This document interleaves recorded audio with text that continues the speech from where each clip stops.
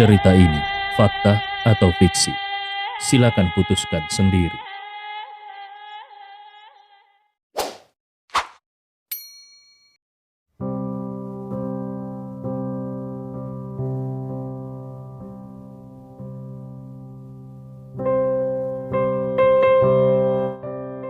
Bab 420 sampai 421.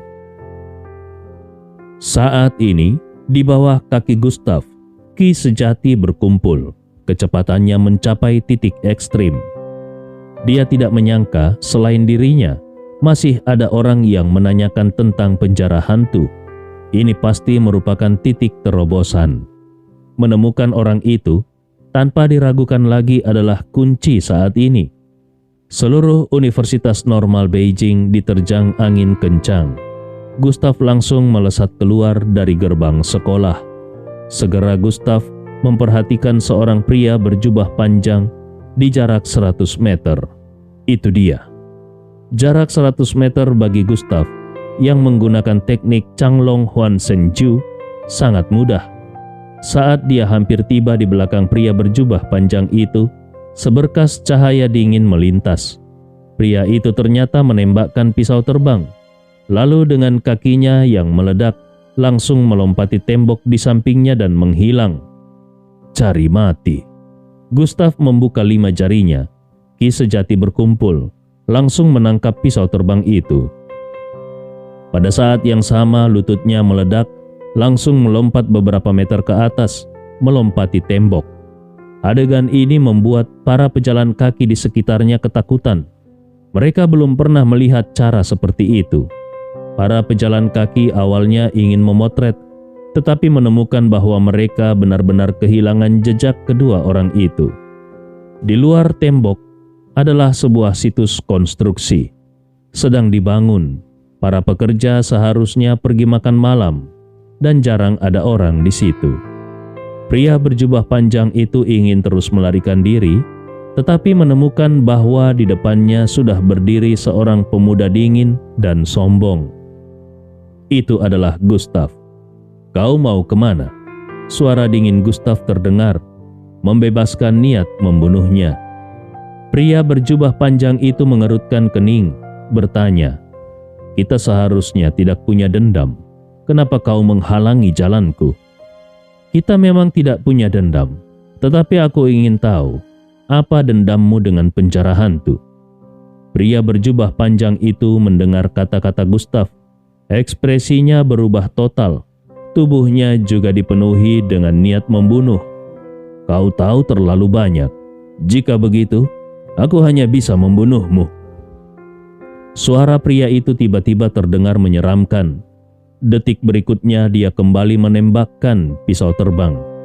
Pisau terbang itu merobek udara, dibungkus dengan lapisan aliran udara tipis, langsung menuju vital Gustav, lebih mengerikan dari serangan sebelumnya, bahkan mengalirkan gelombang besar yang menerjang Gustav. Jelas dia berniat membunuh. Dia sangat percaya pada pisau terbangnya. Biasanya para ahli pun tidak memiliki kualifikasi untuk menahannya. Satu pisau pasti menjadi roh yang mati. Suka bermain pisau terbang? Sudut bibir Gustav melengkung membentuk senyuman. Detik berikutnya dia langsung menembakkan pisau terbang yang ditangkapnya. Teriakan marah, momentumnya seperti pelangi. Dengan suatu ledakan, angin kencang berputar seperti harimau besar menyerbu gelombang besar. Dia mengamuk. Dalam sekejap suara gemuruh yang tajam terus terdengar. Di tengah cahaya merah yang tak terbatas dan gelombang besar itu, hanya terlihat pisau terbang yang ditembakkan oleh Gustav dipenuhi dengan cahaya merah.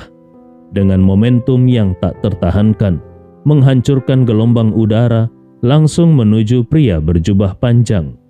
Bagaimana mungkin? Melihat pisau terbang Gustav langsung memecahkan gelombang besar, membunuh di depannya, senyuman di wajahnya menghilang. Pisau terbangnya tidak hanya gagal membunuh semut ini, tetapi malah dihancurkan dengan mudah oleh pihak lain. Dia tidak peduli apa-apa. Tubuhnya cepat mundur, menghindari satu serangan pisau terbang. Saat itu sebuah bayangan hitam muncul di depannya. Ini tidak baik. Wajah pria itu berubah drastis. Dengan refleks melontarkan satu pukulan. Kekuatan ki yang luar biasa. Reaksimu terlalu lambat. Suara dingin terdengar samar. Dalam sekejap, 5 jari seperti baja langsung mencengkram pergelangan tangannya. Terdengar suara kerak, suara yang patah. Pada saat yang sama, tangan lain Gustav mencengkram leher lawan, mengangkatnya tinggi-tinggi lalu menekan ke bawah. Tubuh lawan dengan kejam dihantamkan ke tanah, berantakan dan menyedihkan. Pada saat ini, mata pria itu penuh ketakutan. Dia sama sekali tidak menyangka seorang pemuda yang tampaknya berusia 20-an memiliki kekuatan bertarung seperti ini. Benar-benar penghancuran total. Gustav menginjak dada pria berjubah panjang itu dengan satu kaki. Dengan santai mengeluarkan sebungkus rokok dari saku, menggoyangkannya di lengannya, lalu sebuah rokok meluncur keluar langsung dihisap di mulutnya. Sebuah jentikan jari. Di antara jari-jarinya muncul api kecil. Asap mengepul, suara dingin pun terdengar. Kau punya waktu 1 batang rokok untuk memberitahuku segala hal tentang penjara hantu. Jika tidak, maka kau akan mati. Suara ini bagi pria berjubah panjang seperti putusan dari dewa kematian. Seluruh tubuhnya dingin seperti di neraka. Matanya menyempit, tubuhnya bergetar dan dia berkata, "Tuan, jangan bunuh aku. Aku hanya mendengar bahwa penjara hantu akan dibuka di sekitar sini. Jadi aku ingin datang lebih awal untuk melihat-lihat." Sekali lagi terdengar beberapa suara kerak yang tajam. Gustav menguatkan kakinya. Tulang rusuk pria berjubah panjang sebagian besar telah patah. "Aku tidak ingin mendengar alasanmu. Aku hanya mau kebenaran." Detak jantung manusia adalah cara paling mudah untuk mendeteksi kebohongan. Ekspresi pria berjubah panjang itu menjadi semakin menakutkan. Dia teringat sesuatu. Dengan satu kata, demi satu, dia berkata, "Tuan, aku akan bicara. Aku akan mengatakan segalanya. Tuan Lin memintaku untuk berjaga di sini. Begitu ada tanda-tanda penjara hantu akan dibuka, segera melaporkannya kepada dia. Ini benar-benar sesungguhnya. Jika aku berbohong, aku akan disambar petir." Mata Gustav menyipit, memadamkan rokok di tangannya. "Tuan Lin?" Dia mengangkat alis bertanya, "Tuan Lin yang kau sebut itu Lin Juelong?" Pria berjubah panjang itu menggelengkan kepalanya dengan cepat. "Bukan Lin Juelong. Orang sepertiku mana mungkin mengenal Lin Juelong. Itu adalah anggota lain dari keluarga Lin di Beijing. Dia seharusnya adalah budak Lin Juelong."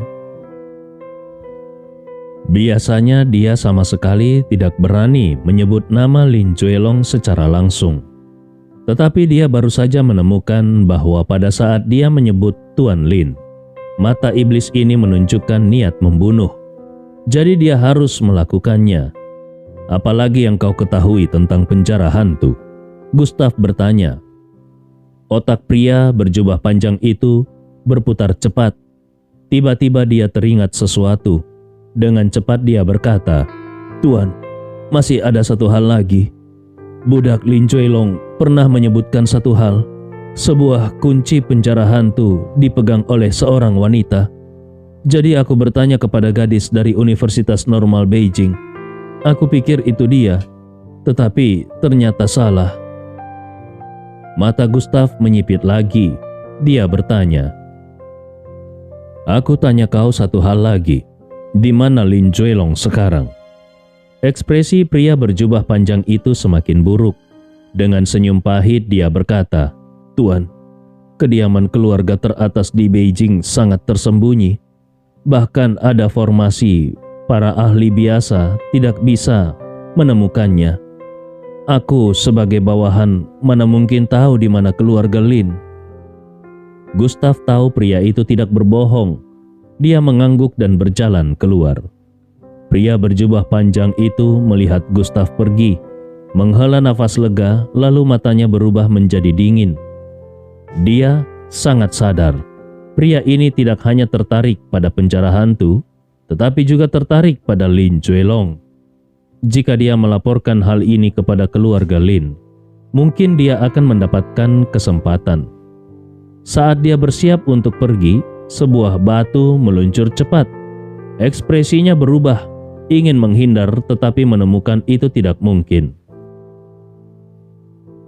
Terdengar suara yang menyayat.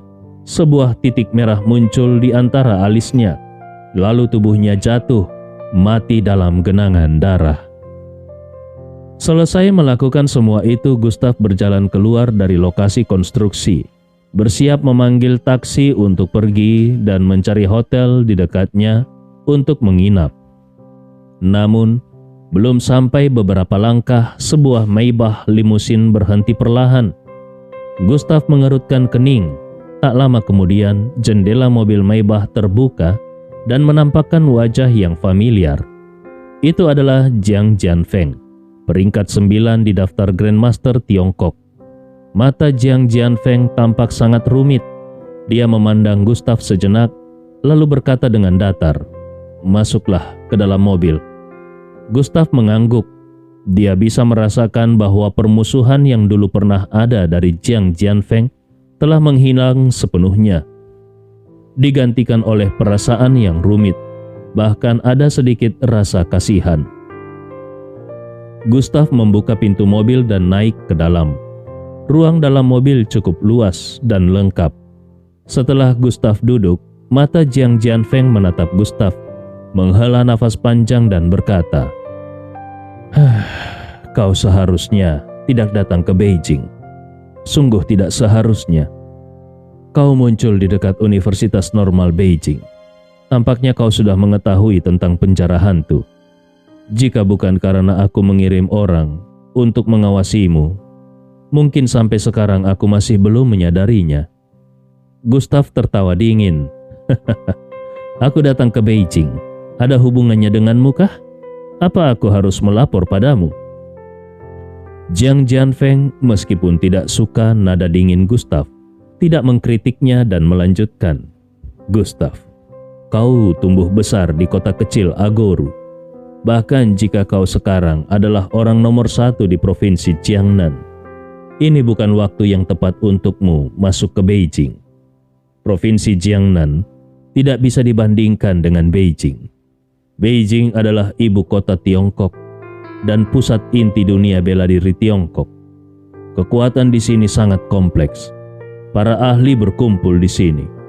Begitu keberadaanmu diketahui oleh beberapa orang, kau pasti akan mati."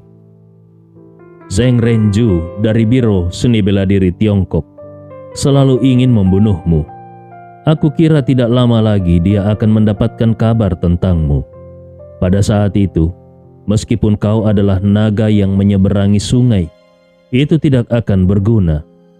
Mata Gustaf mengeras, tidak ingin membuang waktu berbicara dengan Jiang Jianfeng, dan langsung berkata, "Kau pasti tahu di mana Lin Juelong, bukan?" Jiang Jianfeng tertegun. Ekspresinya menjadi sangat terkejut. Matanya menatap tajam pada Gustaf. "Kau benar-benar ingin membunuh Lin Juelong?" "Konyol, bodoh, gila. Bahkan aku tidak punya hak untuk membunuh Lin Juelong. Menurutmu seberapa besar peluangmu?" "Gustaf, setelah kau sampai di Beijing, kumohon tinggalkan kesombonganmu yang dulu. Kau tidak tahu dunia seperti apa yang sedang kau hadapi. Di dunia ini bahkan hidupmu adalah suatu kemewahan."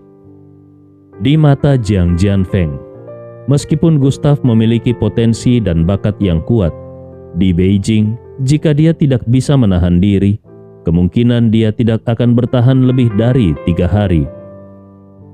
Dia datang mencari Gustaf hanya untuk memberi peringatan.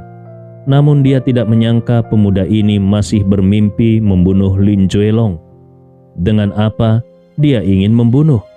Dengan kekuatan yang dia miliki sekarang? Jiang Jianfeng merasa itu sangat konyol. Bahkan dia merasa Gustaf tidak tahu apa-apa. Mata Gustaf mengerut. Dengan tenang dia berkata, "Jiang Jianfeng, kali ini aku datang ke Beijing untuk menyelesaikan urusan lama. Aku tidak hanya ingin menyelamatkan orang tuaku dari penjara Yohun, tapi Lin Juelong dan keluargamu, Jiang. Hutang lama akan aku bayar sendiri." Jiang Jianfeng benar-benar tidak berdaya. Kali ini Gustav bahkan tidak bermaksud melepaskan keluarga Jiang. Seorang melawan dua keluarga terkuat di Tiongkok, mungkin di seluruh Tiongkok, hanya Gustav yang berani berbicara dengan percaya diri seperti itu. Saat itu, dia merasa sedikit kecewa pada Gustav. Gustav yang bisa mengatakan hal seperti ini hanya menunjukkan bahwa pandangannya terlalu rendah. Dia benar-benar tidak tahu apa arti keluarga Jiang dan Lin di dunia bela diri Tiongkok. Setelah ragu-ragu sejenak, Jiang Jianfeng berbicara, "Beberapa hari ke depan, aku akan bersiap untuk menantang para ahli di daftar Grandmaster Tiongkok. Berhati-hatilah sendiri. Beijing sekarang adalah kolam air mati. Dunia bela diri sedang bergejolak. Kau tidak bisa membayangkannya. Beijing adalah pusat badai dunia bela diri Tiongkok. Terlalu banyak orang yang mati di sini. Aku tidak berharap beberapa hari kemudian kita bertemu lagi. Kau dan aku terpisah oleh kematian. Terakhir, aku ingin memberitahumu satu hal lagi. Lin Juelong 5 tahun lalu sudah berada di peringkat kedua daftar Grandmaster Tiongkok. Angka itu, dia tidak pernah coba kalahkan lagi. Dia sebenarnya punya kekuatan menjadi yang pertama. Para ahli di dunia bela diri Beijing juga mengakui bahwa dia selevel dengan orang itu, sama-sama nomor 1. Dia juga menghilang beberapa tahun. Katanya pergi ke tempat misterius. Ada rumor bahwa tempat itu bagi para ahli dunia bela diri Tiongkok adalah neraka. Gustav, aku sudah berbicara yang cukup. Sisanya kau pertimbangkan sendiri. Hotel bintang 5 Chris di Beijing sudah sampai. Kau turunlah." Gustav turun dari mobil dan Maybach limosin perlahan menjauh. Melihat lalu lintas yang sibuk, Gustav terjebak dalam pemikiran mendalam. Lama kemudian dia tersenyum dingin. Lin Juelong kembali ke neraka? Lalu kenapa? Saat aku menyelamatkan orang tuaku, aku akan memenggal kepalanya sendiri. Setelah berkata, Gustav berjalan menuju Hotel Chris bintang 5, menggesek kartu dan memesan suite presiden. Standar layanan Hotel Chris cukup baik. Seorang pelayan dengan tubuh menarik langsung membawa Gustav ke suite presiden di lantai 16. Setelah mengantarkan Gustav ke pintu, pelayan cantik itu mengedipkan mata padanya. "Tuan, jika Anda membutuhkan layanan khusus, bisa menelpon layanan manual dari telepon kamar." Setelah berkata, pelayan cantik itu pergi. Gustav menggelengkan kepala tak berdaya, langsung menutup pintu. Kemudian dia menuju sofa, menutup matanya, dan mulai berlatih dengan sungguh-sungguh. Aliran energi sejati mengelilingi tubuhnya. Naga darah keluar. Suara deru naga terdengar di seluruh ruangan. Untungnya, isolasi suara di kamar hotel cukup baik. Di luar tidak terdengar apa-apa. Sementara itu, di biro bela diri Tiongkok, Zheng Renju memandang layar besar di kantornya. Di layar tersebut terdapat sebuah foto. Diambil saat Gustav turun dari pesawat. "Kau yakin orang ini adalah Gustav? Apakah ada jawaban dari Jiangnan?" Zheng Renju bertanya dengan suara rendah. "Master Zheng, di Jiangnan, orang-orang kami tidak menemukan Gustav. Dan ada yang melihat Stella dan Margaret hari ini pergi ke Bandara Internasional Jiangnan dengan mobil. Pria yang muncul di Beijing ini seharusnya Gustav." Seorang pria tua dengan pakaian sederhana menjawab. Zheng Renju mengangguk. Tangan di belakang punggung, matanya sangat dingin. Setelah lama, sudut mulutnya membentuk senyuman kejam. "Gustav, di Jiangnan, Aku mungkin tidak bisa berbuat apa-apa padamu, tapi kali ini kau masuk ke wilayah Biro Bela Diri Tiongkok. Aku akan melayanimu dengan baik. Kau melukai anakku, membunuh ahli Biro Bela Diri kami. Aku akan membuatmu hidup tidak lebih baik dari kematian." Setelah berkata, matanya jatuh pada pria tua dengan pakaian sederhana itu. "Selanjutnya, bantu aku memastikan semua informasi tentang Gustav. Aku ingin tahu kemana dia pergi, siapa yang dia temui, di mana dia tinggal. Anak ini datang ke Beijing pada saat ini pasti tidak sederhana. Setelah kita benar-benar menguasai informasi anak ini, baru kita bertindak. Beberapa anjing, jika menggigit orang dengan liar, kita akan mematahkan giginya dan membuatnya menelan hidup-hidup." Saat itu, Zheng Renju memancarkan aura dingin yang kuat, seperti es 1000 tahun.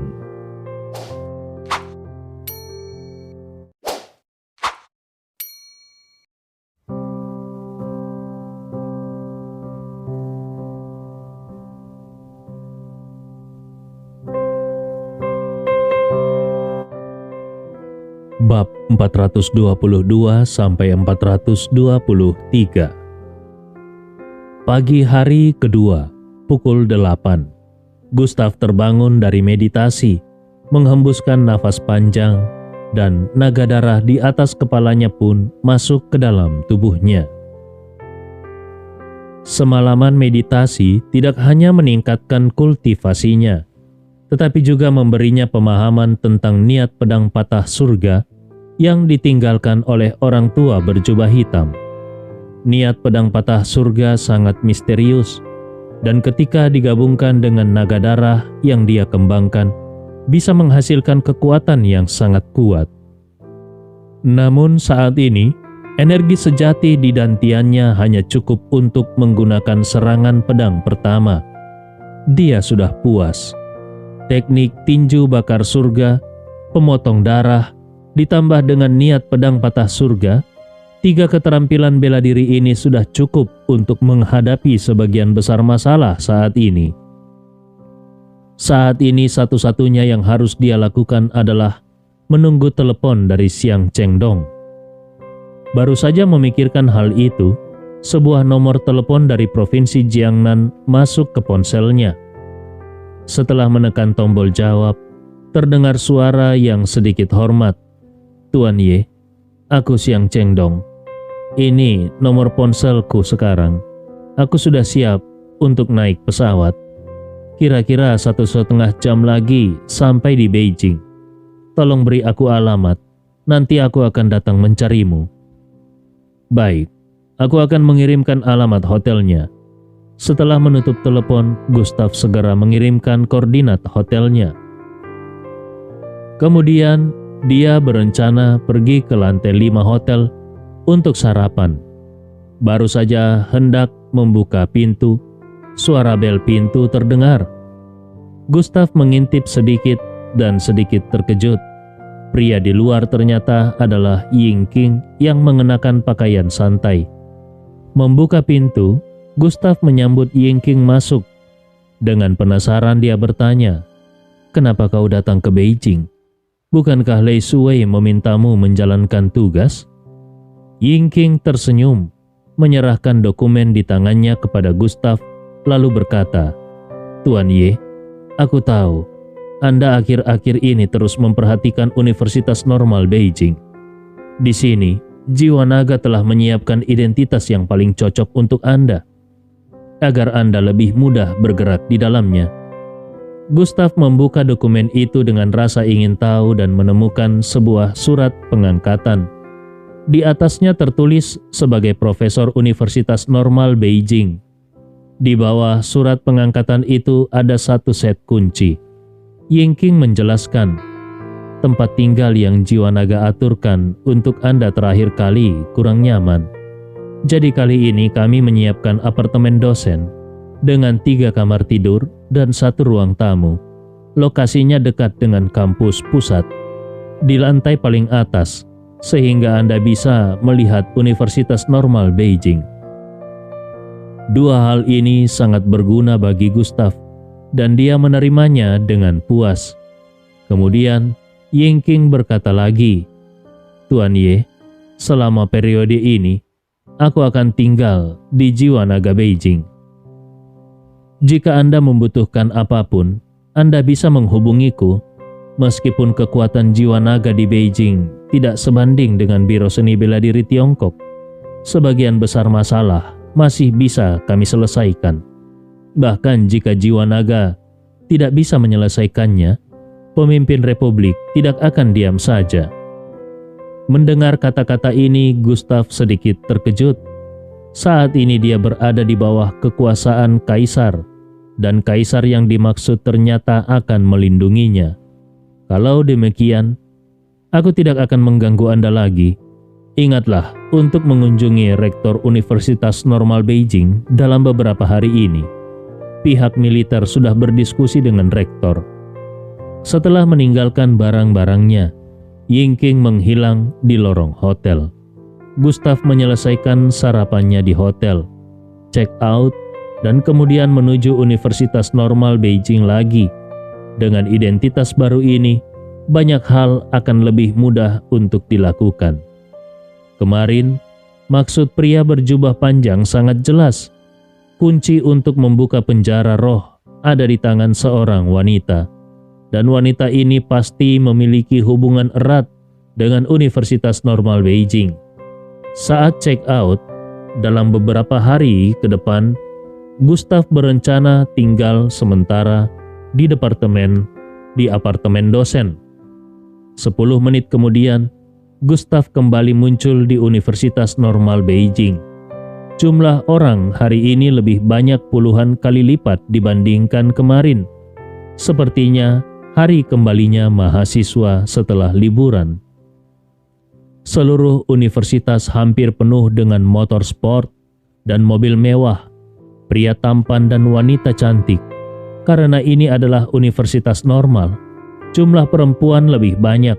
Bahkan beberapa di antaranya memiliki tubuh dan wajah dengan nilai 9. Gustav membawa berkas di tangannya dan langsung menuju ke kantor rektor. Saat itu, dua bayangan indah muncul di gerbang. Kemunculan dua wanita itu seolah menghentikan waktu di gerbang universitas. Para pria di luar semuanya berhenti dan mulai berbicara. Hanya karena keduanya adalah kembang kampus di Universitas Normal Beijing. Jika Gustav menoleh, dia pasti akan mengenali kedua orang ini. Gadis dengan gaun panjang putih adalah Du Yunyan, sedangkan gadis dengan kaos biru dan celana olahraga ketat yang tinggi dengan ekor kuda ganda adalah Qian Yingying. Qian Yingying terus mengeluh tentang sesuatu. "Yunyan, kemarin aku bertemu dua pria mesum. Begitu melihatku, mereka mulai bicara tentang penjara. Tidak hanya itu, entah bagaimana, kedua pria mesum itu membuatku tidak bisa melawan. Aku awalnya berencana menggunakan beberapa cara. Untungnya mereka lari cepat, sangat membuatku marah. Jika aku melihat kedua pria itu lagi, aku pasti tidak akan melepaskan mereka." Qian Yingying berkata dengan marah. "Oh ya Yunyan, bagaimana liburanmu di provinsi Jiangnan? Kudengar tempat itu terkenal dengan pria tampan dan wanita cantik. Apakah kau mengalami pertemuan romantis yang menggairahkan?" Du Yunyan menggelengkan kepalanya, terlihat gelisah. Kejadian kemarin terus terngiang-ngiang di pikirannya. Identitas Tuan Ye sangat misterius, seolah-olah dikelilingi kabut yang membuatnya sangat tidak nyaman. "Yunyan, apakah kau mendengarkan apa yang kukatakan? Kenapa kelihatannya kau tidak fokus? Jika bukan karena kedua pria mesum itu..." Tiba-tiba suaranya terhenti, dan dia menatap tajam ke arah sosok tegap di kejauhan. Sebuah kemarahan tak terlihat membara di hatinya. "Sialan, pria mesum itu muncul lagi." Dengan suara dingin, Qian Yingying mendatangi Gustav yang sedang membawa berkas. Dalam sekejap, dia sudah berada di belakang Gustav. mengulurkan tangan untuk memotong leher Gustav dengan cahaya dingin yang berkilauan. Gerakan ini cukup untuk melumpuhkan seorang ahli seni bela diri. Saat hampir menyentuh Gustav, Gustav mengerutkan kening. Tanpa niat berbalik, dia langsung mengguncang bahunya, menciptakan gelombang udara. Tubuh Qian Yingying langsung terlempar. Saat dia terlempar, Gustav berputar menangkap pergelangan tangan Qian Yingying dengan tangan kanannya dan menariknya kembali. Dia bahkan melemparkan ke arah lapangan rumput. Tidak hanya itu, suara jernih terdengar. Gustav menampar bokong Qian Yingying. Bokongnya bergetar dan rasanya hampir sempurna. Saat mendarat, Qian Yingying menopang dengan lengannya, melakukan salto, menstabilkan dirinya, dan kemudian dengan marah berkata, "Kau orang mesum, tahukah kau siapa aku? Kemarin dan hari ini akan aku hitung semuanya." Saat itu sebuah bayangan indah muncul di depan Gustav.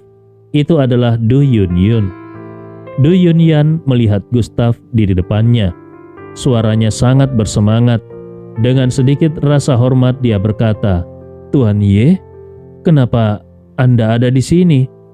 Sikap ini tidak hanya membuat Qian Yingying bingung. Para mahasiswa Universitas Normal Beijing yang memperhatikan kejadian ini juga bingung. Semua orang terdiam menatap Gustav dengan seksama.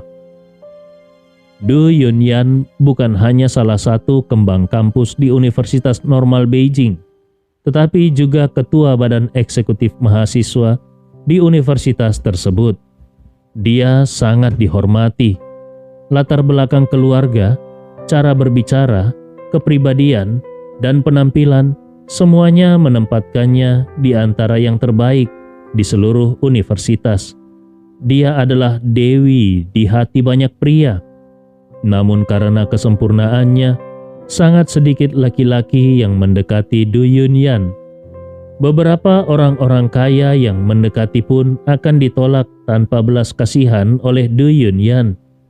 Du Yunyan dan Qian Yingying adalah teman baik dan hubungan mereka sangat dekat. Keduanya tidak pernah berpacaran, sehingga membuat orang berpikir bahwa mereka adalah pasangan yang tidak menyukai pria. Namun momen ini benar-benar membuat semua orang tidak bisa tenang. Du Yunyan ternyata begitu sopan kepada seorang pria asing. Sikap dan posturnya jelas sangat rendah. Bagaimana mungkin? Qian Yingying yang pertama bereaksi. Dengan wajah penuh permusuhan melihat Gustav, dia bertanya kepada Du Yunyan, "Yunyan, apa yang kau lakukan? Kau kenal pria mesum ini?" Ekspresi Du Yunyan berubah. Dia tahu identitas Gustav dan segera menutup mulut Qian Yingying dengan tangannya. Kemudian dia menjelaskan kepada Gustav, "Tuan Ye, temanku salah orang. Maaf sekali. Oh iya, kemarin Anda pergi kemana? Kami sekeluarga mencarimu, ingin mengundangmu makan untuk meminta maaf. Ayahku sebenarnya tidak begitu paham dengan seluruh kejadian ini. Dia ingin secara pribadi mengundangmu makan dan meminta maaf." Mendengar hal ini, Qian Yingying terkejut. Dia sangat tahu identitas ayah Yunyan. Tokoh seperti itu ingin meminta maaf kepada pria ini. Lelucon macam apa ini? Lagi pula, bagaimana Yunyan bisa mengenal pria mesum ini? Tidak perlu. Hal yang mengejutkan terjadi. Gustav langsung menolak bahkan tanpa ragu. Kemudian dia bahkan tidak memandang kedua wanita itu. Langsung menuju ke kantor kepala sekolah. Seolah-olah kedua wanita cantik dari Universitas Normal Beijing itu di matanya hanya seperti tengkorak cantik yang biasa saja, bahkan seperti angin hampa. Tuan Ye, Du Yunyan sedikit pun tidak marah. Mengingat ayahnya kemarin terlalu berlebihan, mereka membawa Gustav pulang dengan susah payah, tetapi kemudian diusir. Siapapun tidak akan memaafkan hal itu. Terlebih lagi Gustav adalah seorang jenderal muda di Republik Tiongkok. Seorang jenderal muda pasti memiliki harga diri. Tuan Ye, bagaimana jika aku biarkan ayahku sendiri yang datang meminta maaf? Sebelum dia selesai bicara, Gustav sudah menghilang di tikungan. Dia tidak akan berhenti untuk keluarga itu atau siapapun. Tidak layak. Gustav tiba di lantai 8 gedung administrasi, kantor kepala sekolah atau rektor. Dia mengetuk pintu, tetapi tidak ada tanggapan. Dia mengernyitkan alisnya, berencana untuk pergi, namun tiba-tiba mendengar suara wanita dan suara samar-samar dari dalam. Tak lama kemudian, pintu terbuka. Seorang wanita berusia 30-an mengenakan kemeja dan rok kerja keluar. Rambutnya agak berantakan, wajahnya memerah. Dia menatap Gustav sekilas, menunduk dan membawa rencana pelajaran meninggalkan tempat itu. Masuklah. Kemudian suara yang penuh tenaga dan sedikit wibawa terdengar. Bahkan nada suaranya sedikit tidak senang. Gustav masuk ke dalam ruangan dan langsung memperhatikan seorang pria parubaya yang sedikit gemuk dan botak, memakai kacamata berbingkai hitam. Tentu saja dia adalah Rektor Universitas Normal Beijing. "Kau dari jurusan mana?" Suaranya tiba-tiba berhenti. Awalnya kepala sekolah atau rektor yang tampak tidak sabar berdiri dan mendekati Gustav dengan antusias, mengulurkan tangan dan berkata dengan semangat, "Anda pasti Tuan Ye. Pihak militer sudah memberitahuku segalanya. Anda menjadi profesor di universitas kami adalah kehormatan besar bagi kami." Wah, Tuan Ye benar-benar tampan. Aku sangat terkesan. Gustav langsung menghindari tangan yang diulurkan itu dan menyerahkan berkas yang dibawanya. Siapa yang tahu apa yang ada di tangan pria ini? Ini beberapa dokumenku. Kepala sekolah atau rektor tertawa canggung, menerima dokumen tersebut, kemudian menjelaskan, "Tuan Ye, meskipun hari ini adalah hari kembali ke kampus, tetapi semua persiapan sudah siap di sini. Tunggu sebentar, aku akan mengambil sesuatu." Tak lama kemudian, kepala sekolah membawa sebuah berkas yang cukup tebal. Dengan hati-hati menyerahkannya kepada Gustav dan berkata, "Tuan Ye, di dalamnya ada semua yang Anda butuhkan, termasuk sumber daya yang dapat diberikan oleh sekolah, kartu gaji, kartu makan, fasilitas, jadwal pelajaran, dan peta rencana pembangunan awal sekolah." Gustav mengernyit. Apakah aku harus mengajar? Dia datang ke sekolah ini hanya untuk beberapa hari saja, menjadi profesor hanya sebentar, membuatnya mengajar sekelompok siswa. Dia tidak mau. Dia adalah instruktur di Jiwanaga, tetapi jarang mengajar, apalagi menjadi profesor. Tuan Ye, jangan salah paham. Karena identitas Anda yang istimewa, Anda hanya perlu mengajar satu kelas saja. Dengan begitu, sekolah dan departemen pendidikan bisa memiliki catatan. Aku mengerti. Gustav mengangguk, mengambil berkas itu, pamit kepada kepala sekolah atau rektor dan langsung keluar. Dia menuju ke atap gedung pengajaran, membuka peta rencana yang dibawanya, dan mengamati seluruh Universitas Normal Beijing. Tiba-tiba dia menyadari sesuatu. Matanya menyipit. Tidak heran, aku selalu tidak bisa menemukannya. Tata letak sekolah ini ternyata adalah formasi 9 istana 8 trigram. Formasi 9 istana 8 trigram adalah sebuah formasi yang sangat misterius. Tidak bisa dirasakan di dalam formasi, hanya bisa dideteksi dari sudut tertentu.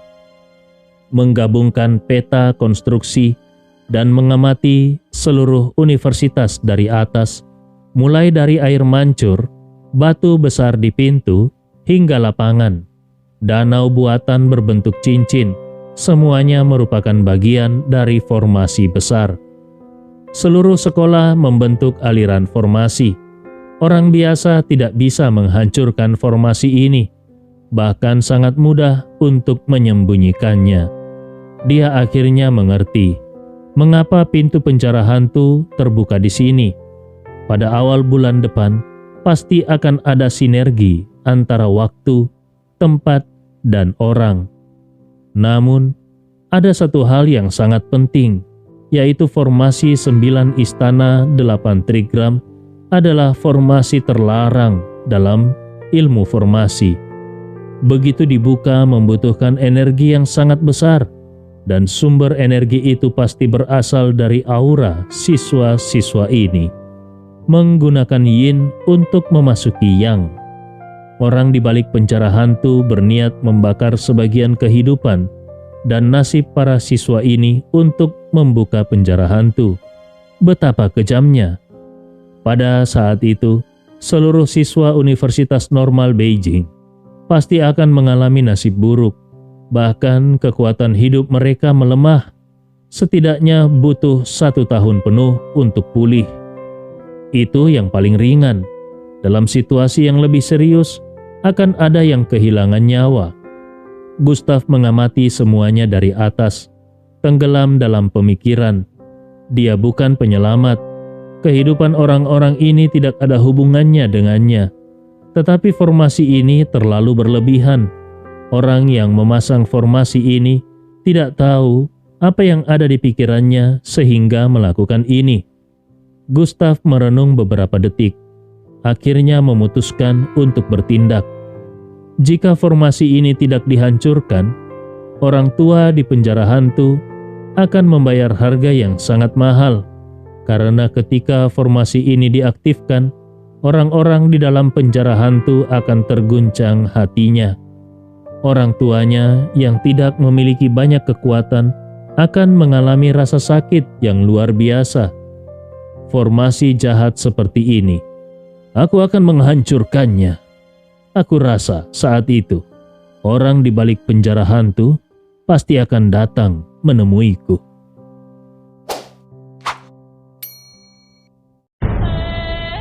Cerita ini fakta atau fiksi? Silakan putuskan sendiri.